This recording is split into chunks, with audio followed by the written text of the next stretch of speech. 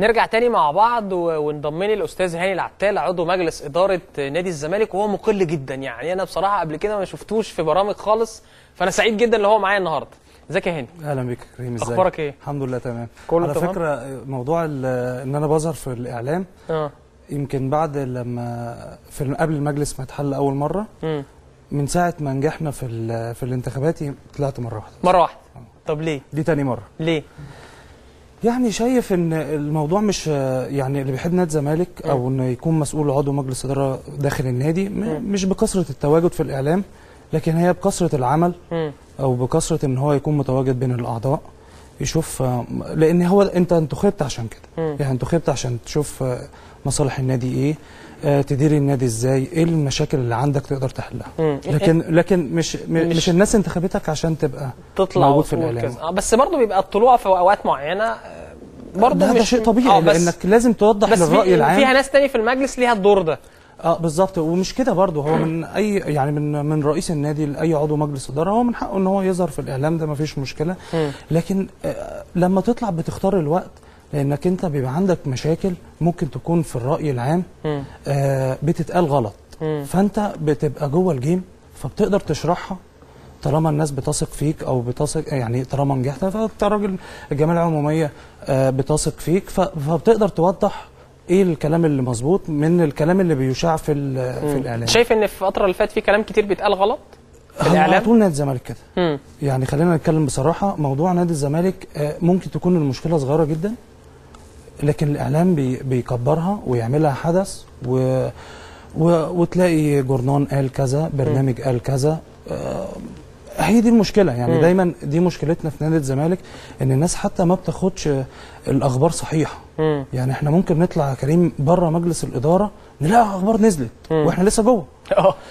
فعايز اقول حاجه هي مش واقعيه، لكن عايز اقول لو في كاميرات مراقبه داخل مجلس الاداره مش هيعرفوا الحاجات دي كلها. لا لو عرفوا، يعني مش قصدي كده، انا قصدي ان لو في كاميرات مراقبه داخل مجلس الاداره بتشوف الناس دي بتتعامل مع بعض ازاي او بياخدوا القرارات ازاي، غير خالص اللي بيتقال في الاعلام.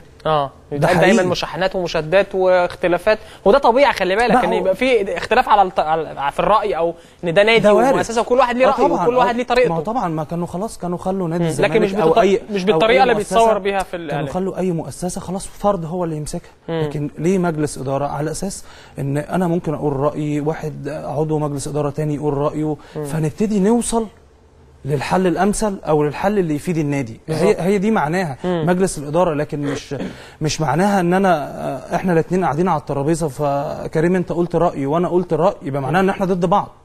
لا، احنا ممكن ما ينفذش رايي ولا حد ينفذ رايي، تاخدوا حاجه، لكن ناخد حاجه من هنا وناخد حاجه من هنا، نطلع بالحل الامثل. صح. فهو ده الواقع. طب يعني ايه اكتر حاجه ضايقتك الفتره اللي فاتت من خلال الاعلام وما كانتش مظبوطه؟ طبعا الموضوع اللي احنا عاشرناه لمده 10 ايام دلوقتي، اللي طبعا الموضوع بتاع كابتن حسن شحاته وشيكابالا، دي كانت حاجه ما اتوجه لوبي اعلامي قوي جدا على اداره نادي الزمالك، ان هم اتخذوا القرارات. كل واحد بقى كريم بيقول اللي نفسه فيه. اصلي مش عارف في بيزنس، اصل مش عارف مين زعلان من مين، اصل مين بيحب مين. كل الكلام ده خطأ خطأ خطأ. ويمكن اللي افتعل الموضوع ده الاعلام وكبره زياده عن اللزوم، لكن هي ما كانتش الاتجاه كان كده. يعني انا ما كنتش حاضر في يوم مجلس الاداره. كنت مسافر بره مصر.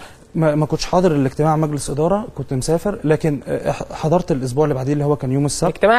الاجتماع الاخير لو هتصدق يا كريم ان احنا الموضوع ده والله ما خدش اكتر من 3 دقايق.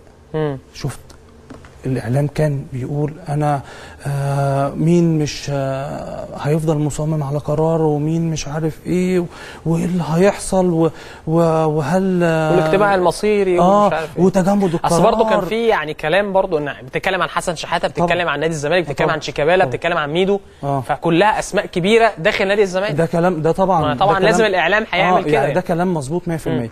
لكن انا ما بقول ان الاعلام ياخد الاخبار الصحيحه. يعني مش ما يمنع الاخبار عن الراي العام او عن جمهور نادي الزمالك، لا بس يوجه. يعني دور الاعلام ان الواحد اللي قاعد في بيته بيتفرج على برنامج او بيقرا جورنان، يشوف اللي بيحصل يشوف فعلا. الواقع لكن مش يشوف حاجه تانية. او اثاره او اثاره او ان يخليك مشدود او يخليك متعصب على لعيب او متعصب على كابتن او متعصب على مجلس اداره. كريم بالظبط كده، انا احكي لك يعني يمكن انت هتستغرب يعني. بس برضو عايز اقول برضو عشان الناس برضو الحياه مش ورديه جوه المجلس. لا طبعا. يعني برضو في مشاكل وفي ازمات وفي حاجات بتحصل، في مشاكل وفي عشان برضو ما نصورش يقول لك هاني العتال بيتكلم ان يعني ما فيش مشاكل. لا انا بالعكس، انا واضح جدا لان كنت لسه عامل كمان حوار في المجله بتاعت نادي الزمالك. حوار المانشيت بتاعه ان مجلس عباس لم يرضي الجماهير ولا الجمعيه العموميه. يعني انا اللي بقول كده. فانت الفكره كلها ايه؟ الفكره مش ان انا طالع مع كريم النهارده عشان اقول لا ده احنا ما عندناش مشاكل. لا عندنا مشاكل، لكن مش مشاكل شخصيه. ايوه، مشاكل ممكن تكون في اداره النادي ذات نفسها. مشاكل فلوس، مشاكل لعيبه، مشكله زي اللي حصلت مع الكابتن حسن وشيكابالا. ما دي مشاكل. فانت اوريدي ان انت كمجلس اداره انت لازم يعني اعلى سلطه في النادي، فانت لازم ما تصعدش الامور، لازم تحل الامور. فعايز احكي لك بس اللي حصل ايه بالظبط. حتى لما بيقال عن الاستاذ ممدوح عباس ان هو ديكتاتوري والكلام ده، بص بالظبط كده اللي حصل عشان برضو الراي العام يبقى عارف والناس المشاهدين يبقوا عارفين ايه اللي حصل بالظبط. تمام. احنا قعدنا كل هزار وضحك وخويا جدا ومفيش اي مشكله. الاستاذ ممدوح عباس افتتح الجلسه، كلمنا يا جماعه انا عايز يعني نصوت حتى لو على الموضوع بتاع الكابتن حسن، يعني نصوت ان احنا نفتح الموضوع من تاني. ايوه. كلهم او كلنا يعني كلنا ردينا الموضوع مش محتاج تصويت. تمام. دي مصلحه نادي الزمالك، فاحنا ما عندناش مشكله ان احنا ناخد القرار الصح. قعدنا اتكلمنا، كل واحد شرح وجهه نظره. المجلس عرف، يعني المجلس اللي كان حاضر السبت اللي قبليه عرف معنى الاستقاله اللي الكابتن حسن شحاته بعتها، هي منعا للاحراج لمجلس الاداره عند اتخاذ القرار ضد اللعيب شيكابالا. يعني انا ما بقولكش يعني كابتن حسن معناها ايه؟ معناها ان انا مش بضغط عليك عشان تعاقب، عشان المدرب. فانا ممكن ما ابقاش المدرب وانت شوف القرار اللي انت انا ارفعني على انا رافعكم عن الحرج وارفع. أيوة. نفسي وانت خد القرار اللي يناسب كاداره ويناسب على حجم المشكله اللي حصلت. تمام. يمكن هو ده التخبط الوحيد، خلينا نكون صراح مع بعض، هو ده التخبط الوحيد اللي حصل. لكن لما قعدنا والناس عرفت وجهه النظر قالوا احنا عايزين الكابتن حسن شحاته اكتر منكم. يعني اكتر من الناس اللي ايه، الناس اللي كانوا بيقولوا عليهم معارضين. بالظبط، اللي هم كانوا بيسموا معارضين، والناس اللي موافقين ان الكابتن حسن لازم يكون موجود واللعيب شيكابالا لازم يحصل كذا كذا. احنا يا جماعه بنحب نادينا، وكل الناس اللي جوه المجلس ناس محترمه جدا وعلى مستوى كشغلهم حاجه رقي وحاجه جميله. الناس بتحبهم، فاكيد لازم القرار لازم هيكون طالع مش بسوء النيه او مش مع او مش ضد، مش الحاجات، مش حسابات شخصيه، مش حسابات شخصيه خالص. طيب عايز اروح لك يا هاني في نقطه وانا حسيتها ان انا ما دخلت عضويه مجلس اداره الزمالك كنت اصغر واحد، كنت داخل تحت السن، وكان معايا بقى على الترابيزه فطاحل. يعني الاستاذ مرتضى منصور كان رئيس، دكتور اسماعيل سليم نائب، استاذ مندول حسيني امين صندوق، كابتن عزمي مجاهد، كابتن ياسر ادريس، كان خالد لطيف، احمد جلال، مستشار احمد جلال ابراهيم، هيثم السعيد، نرمين البطار، الاستاذ سيفر العماري. انا كنت اصغر واحد يعني قاعد بقى صغنن وسطيهم كده. فكان في الاول اول جلستين ثلاثه الموضوع ايه، وانا ليا قرار يعني اقول ليا صوت، فاهمني؟ فكنت دايما اسمع واشوف هيعملوا ايه وبعدين ابدا ابني فكره. انت اول ما دخلت المجلس وانت اصغر واحد حاليا في المجلس، اتعاملت ازاي؟ كان هم حتى بيعاملوك ازاي؟ انت كنت بتاخد قراراتك ازاي؟ بص، هي طبعا انت عندك طبعا خلفيات عن نادي الزمالك، لان طبعا خلي بالك انا ضحكت ضحك في الفتره دي. ما هو كانت يعني مشاكل غير طبيعيه. عايز اقول لك على حاجه. انت الكلام ده من 2005. احنا نجحنا في الانتخابات 2009. ايوه، يعني 4 سنين. فانت اوريدي عمال تغذي معلومات عن مشاكل اللي جوه النادي، وكل المجموعه عارفه الكلام ده. لما قعدنا يمكن اول جلسه كانت برضو ما يمنعش ان انا ممكن اكون في اول جلسه زي ما انت قلت اصغر سنا، فانت شايف تسمع، ان دي ناس كبار، لازم تسمع ومش عيب. انت لازم تسمع ولازم تعرف اراء الاخرين ايه عشان تقدر تتعامل معاهم.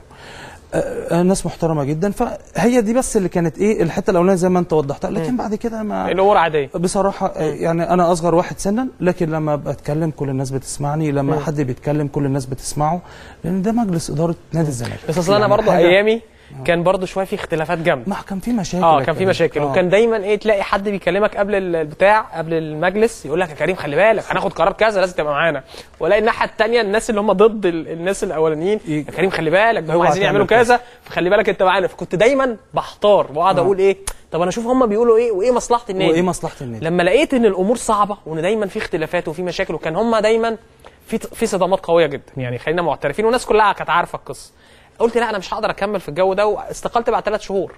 وكان استقالتي فتحت الطريق لحل مجلس اداره نادي الزمالك ساعتها. انت استقلت فعلا قبل المجلس ما يتحل، لكن في المجلس يعني في مجلس الاستاذ ممدوح عباس ما فيش حاجه اسمها تربيطات خالص. لان انا يعني حتى بيقال عليا ان انا من ضمن الناس اللي مؤيدين للاستاذ ممدوح عباس، لكن العكس صحيح. لان انت في الاخر انت منتخب من الجمعيه العموميه، جبت من اعلى الاصوات، فانت بتشوف مصلحه نادي الزمالك ايه. انا بعمل حاجات يا كريم جوه النادي كتير، فانا مش الفكره مش ان انت ولا مش مستني حاجه من نادي الزمالك. انا مستني حاجه واحده، ان يوم لو ما نزلتش مجلس اداره نادي الزمالك يقولوا الراجل ده كان راجل محترم. هي دي عمل حاجه للنادي، دي مكسبي، يعني ده مكسبي كهاني العتال. لكن تربيطات مش موجوده. قراراتنا على الترابيزه.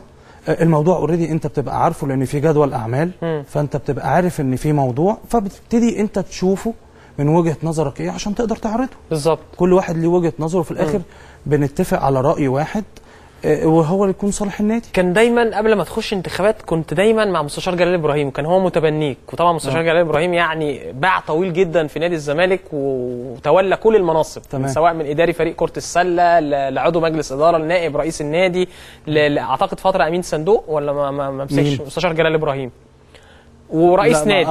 مش عارف مسك امين صندوق نائب رئيس على طول. طبعا، وخبره كبيره جدا. كان دايما هو متبني هاني العتال، ودايما كان يقولوا احمد الجلال وهاني العتال وحده واحده. تمام. كان ايه السبب؟ لا هو ارتباط. اولا احنا يعني من بولاق ابو العيله طبعا، والمستشار احمد جلال وجلال بيه من بولاق ابو العيله، فممكن يكون كان يعني مرتبطين مع بعض شويه داخل النادي. لكن دي ملهاش دعوه خالص بان احنا اعضاء مع بعض وزملاء واخوه، وبنقدر ان احنا يعني تختلفوا في المجلس. ممكن احمد جلال يقول حاجه وانت تقول حاجه طبيعي تانية. جدا يا كريم، طبيعي جدا ان احنا لكن مش بنختلف لحاجات شخصيه. احنا بنختلف من وجهه نظري. انا شايف ان الطريق ده اسلم، وهو من وجهه نظره شايف ان الطريق ده لكن انا بدعمه وهو بيدعمني. يعني في ايه بندعم بعضينا؟ في ايه؟ في الصح. يعني في الصح لنادي الزمالك. طيب في ملفات كتير قوي في نادي الزمالك، يعني ملف كرة القدم والاستعداد للموسم الجديد وبطولة افريقيا، وانت عارف طبعا المجموعة صعبة جدا بالنسبة لنادي الزمالك. في برضه جزء تاني، وانا عارف ان انت من الناس المهتمين بيه من الناحية الاجتماعية، اللي هي مش يعني نادي الزمالك بينقسم جزئين، ناحية رياضية اللي هي المنافسات والكلام ده، والناحية الاجتماعية اللي هو العضو اللي عايز يروح النادي يقعد في حتة كويسة، يبقى يلاقي خدمات كويسة في نادي الزمالك، يبقى مستريح، يبقى مبسوط وهو رايح هو وعيلته ما يتضايقوش. يعني الفترة اللي فاتت كان في أزمة مالية، وكان دايما مجلس إدارة نادي الزمالك عنده شوية مشكلة في الناحية الاجتماعية. ايه الجديد يا هاني؟ ايه اللي انتوا هتعملوه؟ ايه اللي اتعمل؟ عشان برضو الناس تبقى عارفة. وانا عارف ان انت ليك مشروعك الخاص اللي هو الجيم الجديد اللي بيتعمل. تمام. هو مشروع يعني موضوع الفلوس ده مش في نادي الزمالك بس، ده على مستوى الأندية اللي في مصر او المؤسسات الكبيره، حتى لو مش بنتكلم على الرياضه، لو كاقتصاد عامه في ظل ظروف البلد. هي دي اللي عامله مشكله كبيره من ناحيه ان الفلوس يكون ضعيفه شويه، بتخش لك ايرادات بسيطه. ايرادات ضعيفه بسيطه يعني ضعيفه، ما بتلبيش الاحتياجات او المصروفات اللي انت بتطلعها. الحجم اللي انت بتصرفه مش موجود. ليه؟ لان دي ظروف بلد واحنا لازم كلنا نستحملها. انت عندك مثلا عقد الاهرام.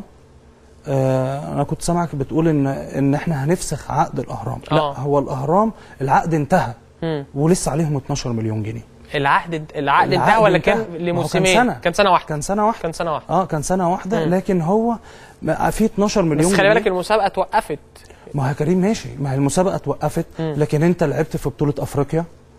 يعني كرة القدم بتلعب في بطولة الأفريقيا. الكرة ما وقفتش، الفرقة استمرت، عاملة نتيجة بس مش بنفس الكم اللي هو كان وكالة الأهرام، ان في ماتشات دوري وفي كاس، ويعني الزمالك هيلعب في الشهر مثلا 7-8 مرات. ما هو ما حدش يعلم الغيب.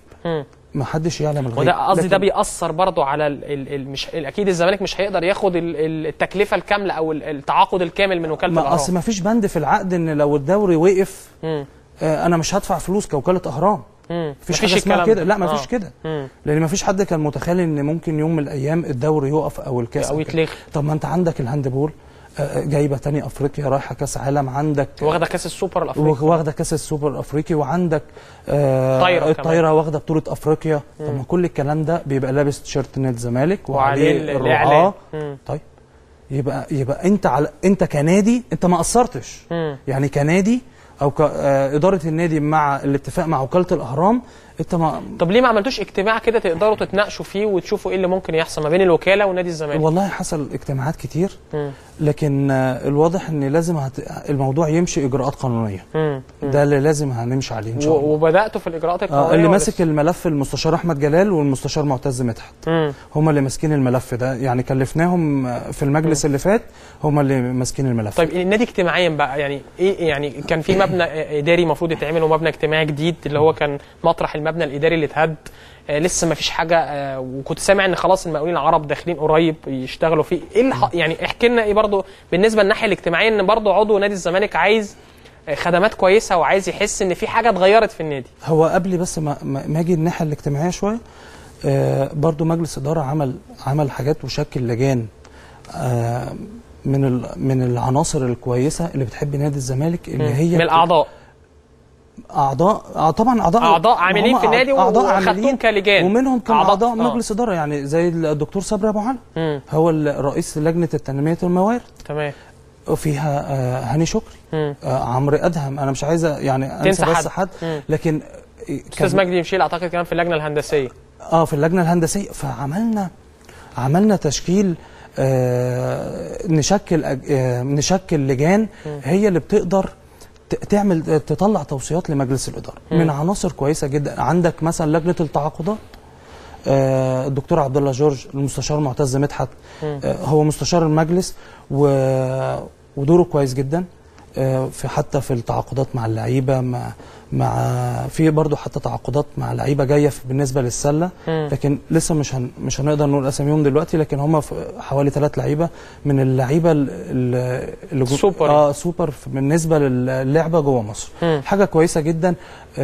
هو شاب يعني زينا كده بيشتغل، انا عارف بيشتغل بحب يعني. انا بقول لك لما في الشغل انت ممكن تكون عارفه حاجه شخصيه، لكن في الشغل في العمل بالظبط. فحاجه كويسه جدا يعني. دي بالنسبه للتشكيلات اللي مجلس اداره قدر ان هو يقدر ان هو يعملها على اساس ان هي دي اللي بتطلع التوصيات لمجلس اداره.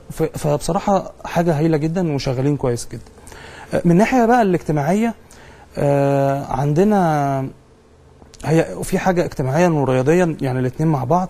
موضوع الملاعب الناشئين دي حاجه حجم عمل ممكن يخش فوق 7-8 مليون جنيه. دي مع شركه اسمها شركه الخليج، احنا عاملين تعاقد معاها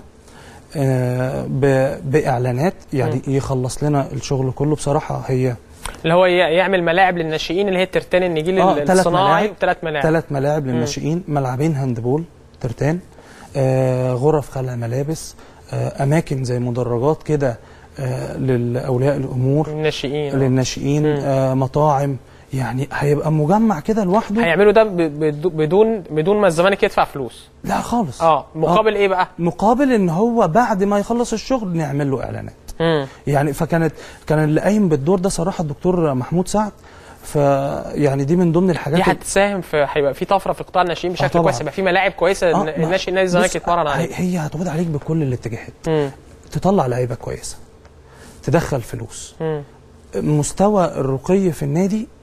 الملاعب قبل كده كان بتستهلك النجيل الطبيعي و50 فرقه ناشئين بتنزل فبيبوظ.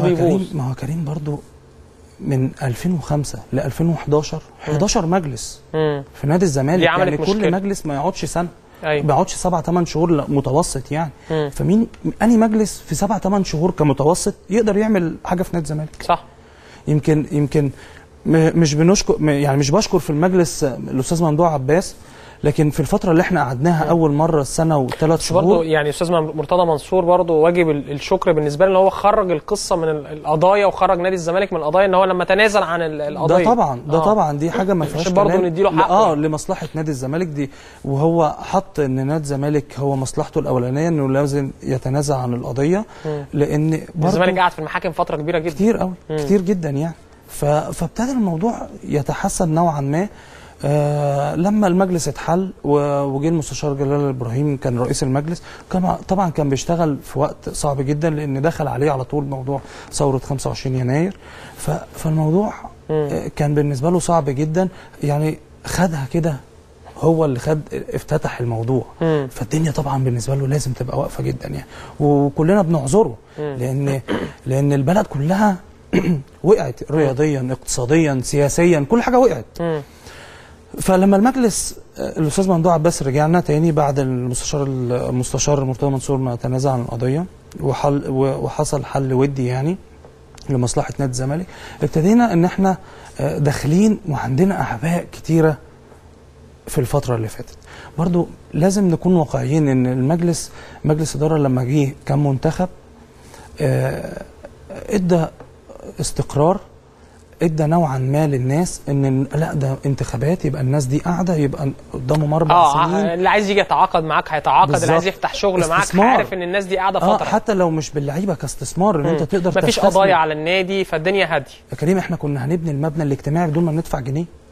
المبنى الاجتماعي اللي هو لغايه دلوقتي الجديد اللي المفروض يتعمل. مستثمر يجي وياخده ويروح عامله واخد دور، يعني قصص باتفاقات وبدون انت كنادي الزمالك ما تتحمل حاجه اي اعباء ماليه. ليه؟ لان الراجل اللي داخل عارف ان هو قدامه 4 سنين فيقدر يلم نفسه في مجلس مستقر. طبعا يعني هو ما يجيش مجلس تاني يقول له لا يا عم شغلك وقف خلاص، شغلك وقف. يبقى مثلا النهارده المبنى الاجتماعي عشان يبقى خلصان يتكلف له 40-50 مليون جنيه، نفترض ان المستثمر ياخد قرض، خلاص ده هيتسجن بقى. يعني انت واخد بالك، ما خلاص مش هيقدر يعمل حاجه. المهم ان احنا ابتدينا نتكلم في موضوع مقاولين العرب عشان هي اللي ماسكه موضوع كان مقاولين العرب كان يعني عايز مبلغ من نادي الزمالك، كان الزمالك عليه ديون للمقاولين وما اتدفعتش اعتقد. هو كان في شيك واتدفع.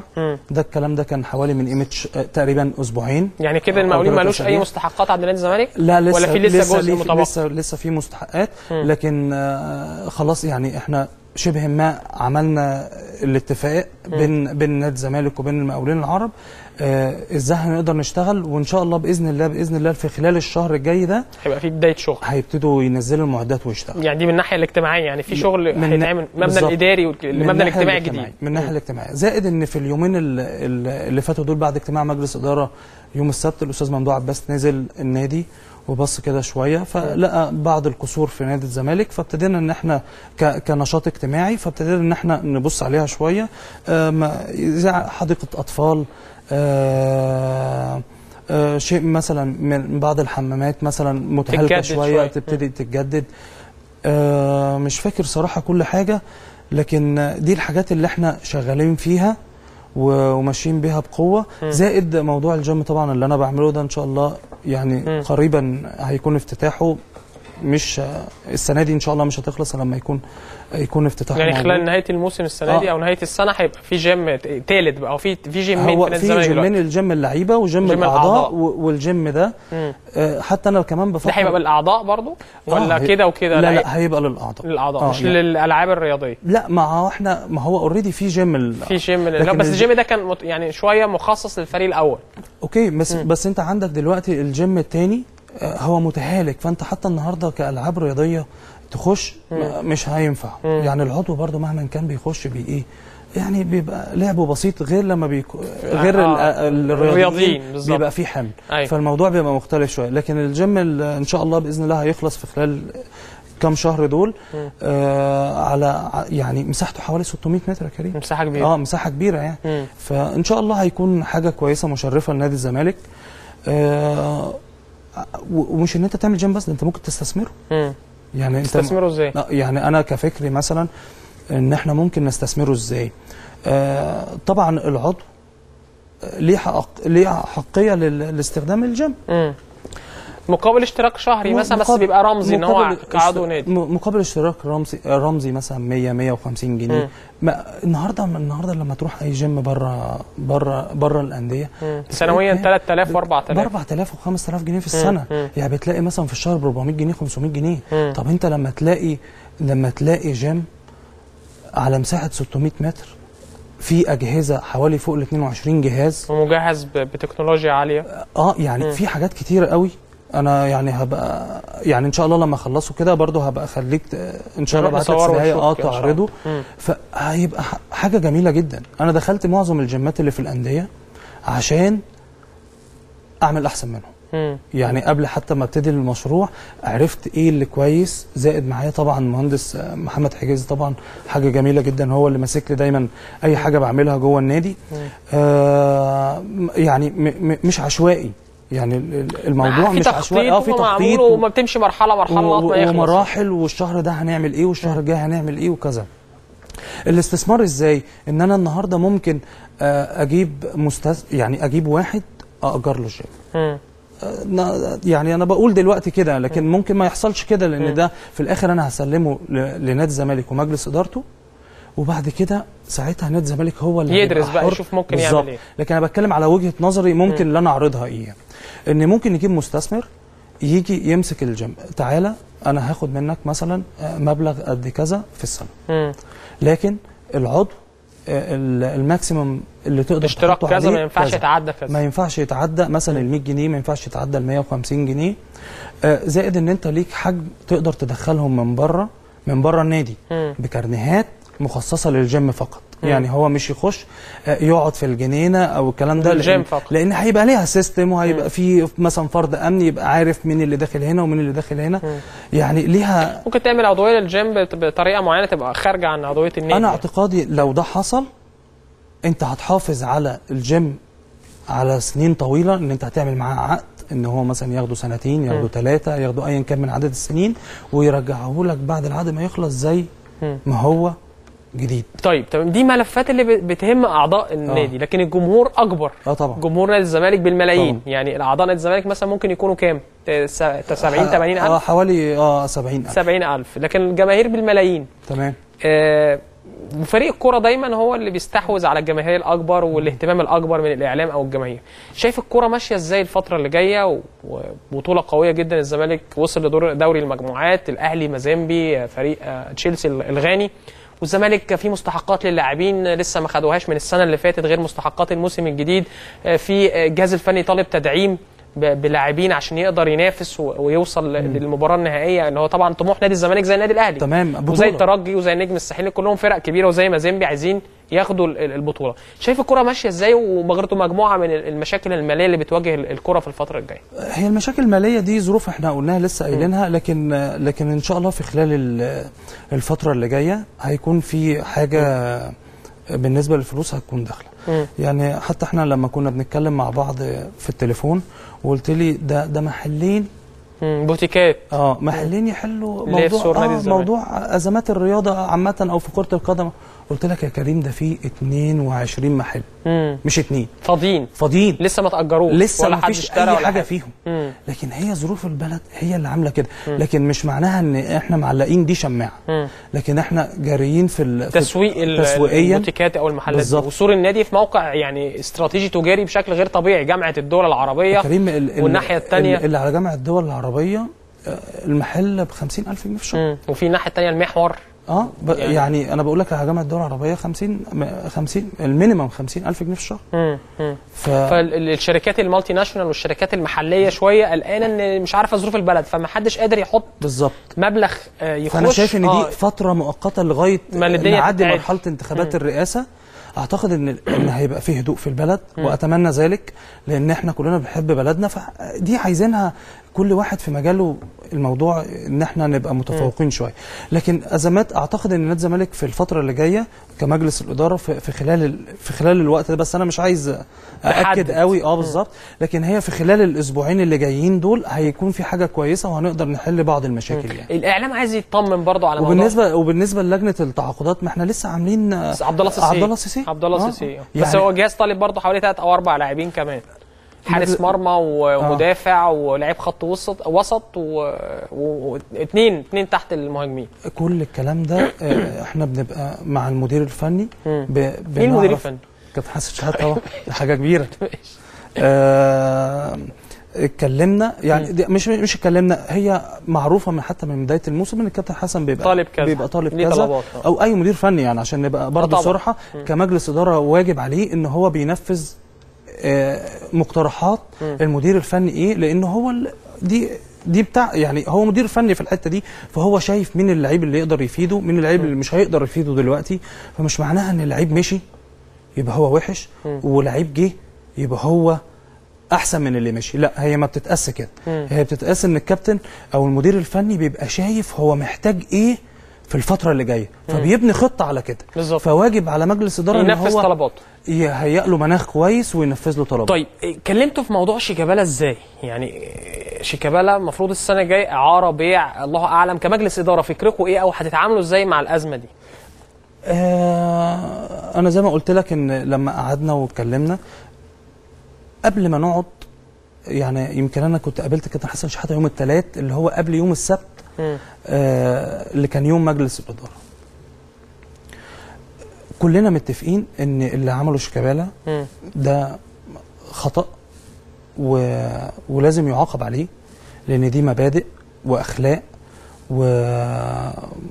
ولازم اللعيب ايا كان هو مين في احترام جماهير، في احترام لمجلس ادارته، ليه احترام للمدير الفني. الموضوع مش موضوع نرفزه ملعب وخلاص، لا اتنرفز مع نفسي، لكن انت نجم والناس كلها شايفاك، فانت لازم تبقى واخد بالك من الاخطاء دي.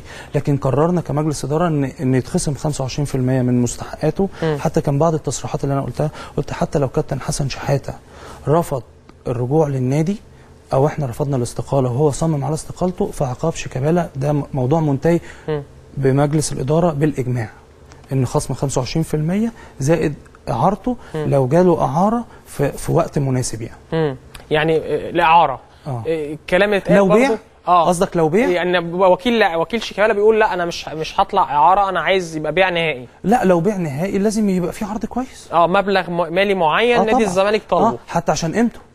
يعني حتى عشان قيمته هو وقيمته كشيكابالا، ده موضوع بقى لازم يبقى في عروض هاني وصلت لنادي الزمالك بالنسبه لشيكابالا، بس عروض لسه لغايه دلوقتي مش يعني مش رسميه، لكن في كذا عرض كده وبندرسهم، ربنا يسهل ان شاء الله. مفيش اتصالات بشيكابالا نفسه كمجلس اداره، خط بينكم وبين شيكابالا؟ لا انا عن نفسي لا، لكن ما اعرفش كمجلس كامل لا مش كهاني عتال. لا كمجلس لا.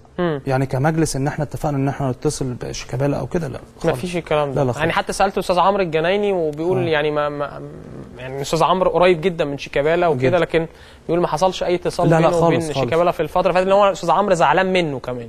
جدا الاستاذ عمرو قريب منه هو جداً. زعلان، هو قريب منه جدا وزعلان منه جدا. وكان بيكلمني امبارح استاذ عمرو وزعلان بنتكلم مع بعض. عمرو الجنايني حاجه جميله بالامانه يعني، زملكاوي لا حاجه جميله. عارف اللي هو بيشتغل من تحت الارض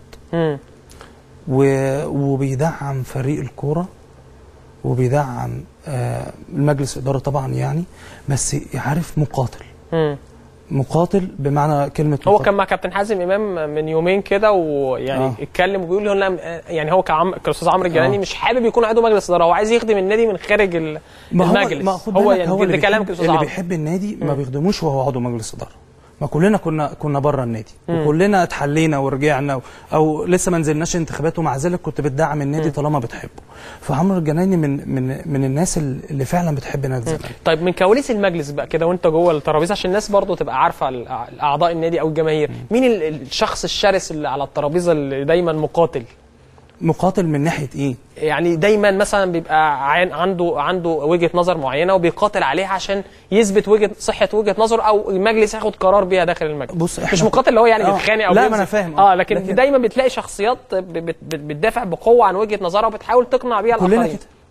يعني كل واحد شخصيته يعني ممكن داخل المجلس قويه شويه، كل واحد وبيبقى مقتنع بوجهه نظره، لكن في الاخر كلنا بنسمع بعضينا وبناخد الحل الامثل او الحل لصالح نادي الزمالك. يعني زي موضوع كابتن حسن وموضوع شيكابالا لسه كان يا كريم، والله الموضوع ما خدش اكتر من 3 دقايق.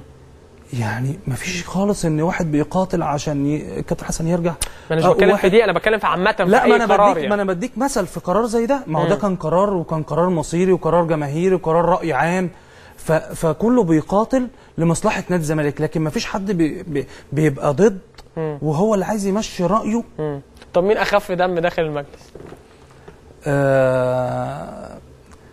اخف الاستاذ ممدوح عباس. استاذ ممدوح ده على طول ضحك وتهريج داخل بامانه. يعني وقت العمل بيبقى شغل فعلا، وقت لما بنقعد بنعمل بريك ولا حاجه او بنخلص المجلس بتبقى القعده جميله جدا. بتقعدوا تضحكوا بقى كلنا مع بعض بصراحه يعني. كابتن حازم امام على الترابيزه عامل ازاي؟ يعني الناس بتموت فيه وهو كلاعب كوره ونجم كبير واعلامي مميز، لكن قول لي يعني جوه في المجلس حازم نجم يعني ما يعني حتى واحنا قاعدين مع بعض هو حاجه جميله ومتواضع كده يعني انا مش انا اللي هتكلم على حازم امام، لان حازم امام معروف للناس كلها، لكن حاجه جميله وحاجه محترمه يعني. كابتن ابراهيم يوسف لا جميل جدا برضو. احنا كلنا بنبقى قاعدين مع بعض وبرضه فكاهي جدا برضه ضحك يعني طبعا شغال على طول. لو المود الاستاذ ممدوح عباس والمود كابتن ابراهيم يوسف الاثنين مع بعض يعني ما ممكن ما نعرفش نشتغل. يا جماعه طب خلاص بقى خلينا نشتغل وبعد كده نخلص ده.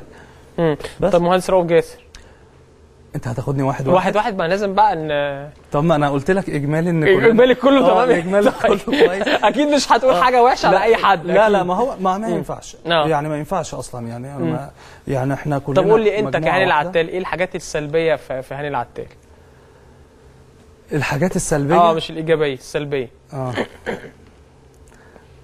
يعني ده سؤال على فكره صعب جدا. لا ليه؟ لكن هو برضو الواحد ممكن ما يشوفش نفسه مخطئ في حاجه الا لو واحد جه اتكلم معاه قال له ده في كذا او في كذا او في كذا، فبيتقبل الكلام. لكن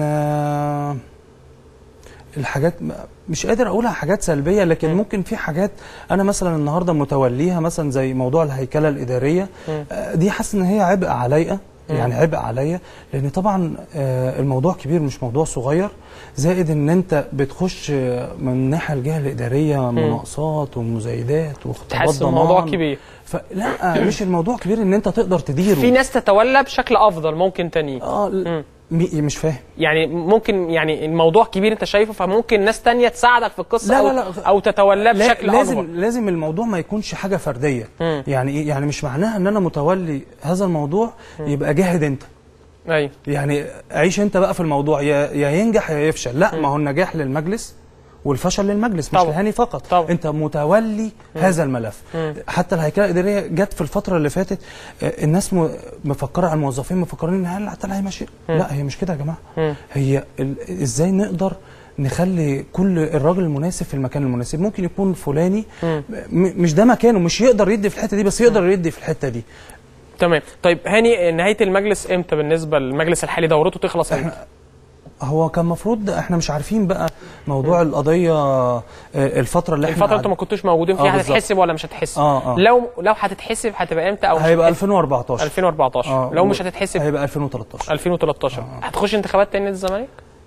والله كل وقت وزي ما بيقولوا ليه اذان يعني. لكن هي الفكره كلها ايه؟ ما انا قلت لك كحب النادي ان انت بتدي سواء من جوه او من بره، ده موضوع بس ساعتها تقرر مش دلوقتي. ساعتها تقرر لان كل وقت وظروف ظروف الواحد بالظبط تقدر تحكم عليه، لان هو عمل تطوعي برضه. انت ما بتاخدش حاجه فلانك انت تبقى متمسك بهذا المكان، وهو دي سنه الحياه. يعني هي دي سنه الحياه. بشكرك يا هاني، شرفتني، وكان مهم ان انت تطلع وتظهر.